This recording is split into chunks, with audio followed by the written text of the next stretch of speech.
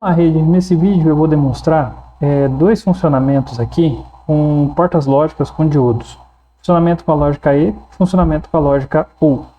Vou começar aqui com a lógica E. O funcionamento é uma aplicação muito comum utilizada aí para acionamento de cargas, onde eu tenho um operador e esse operador ele precisa deixar dois botões pressionados para acionar uma determinada carga.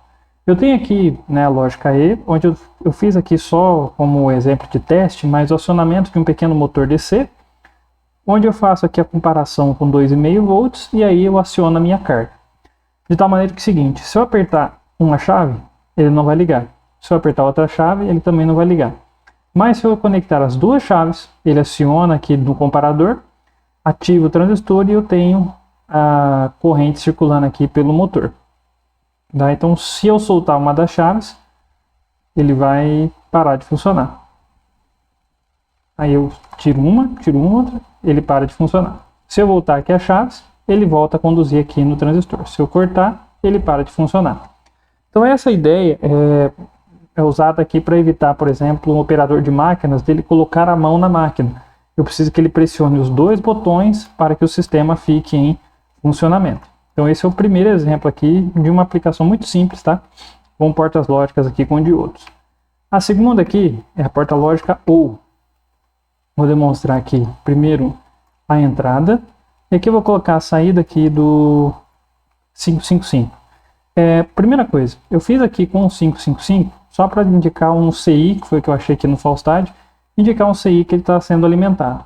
Mas essa ideia eu utilizei em fonte chaveada.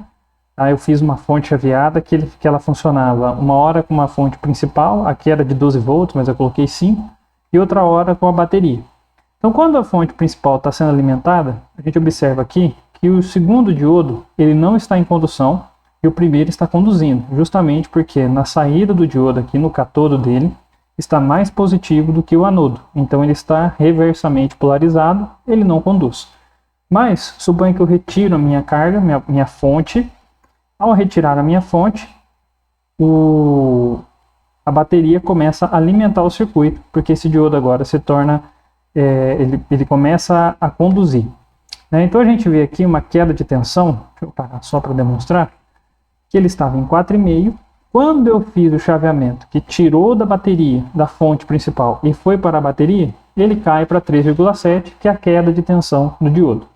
Então, se eu retornar aqui, aí suponha que a fonte voltou, ele volta para 5. Nós vemos aqui também a variação na saída do 555, demonstrando aqui esse funcionamento. Tá? Então, são duas aplicações bem simples que podem ser utilizadas aí com portas lógicas feitas com diodo. Esse aqui eu já utilizei na prática com uma fonte, deu certinho.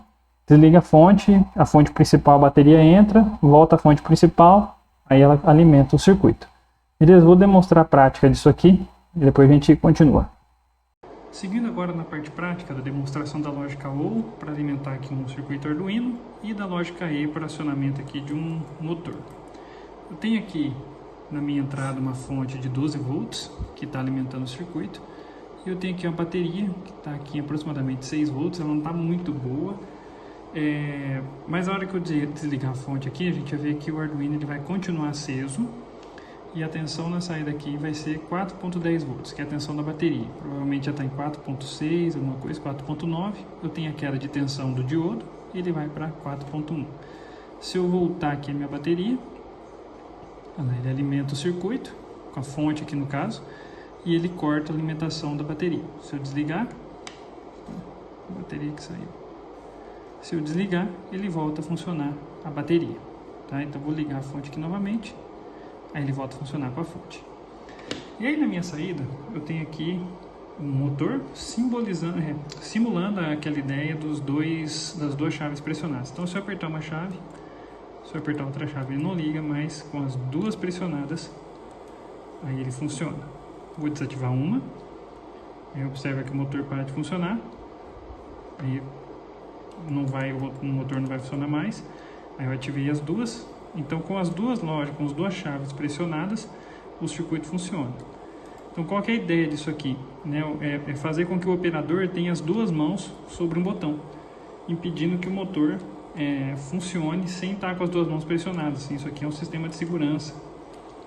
utilizada aí para fazer acionamentos, tá? Então essa é a lógica E, e aqui eu tenho a lógica U com a bateria, beleza? Então essas são duas aplicações aí. Qualquer coisa, só me chamar.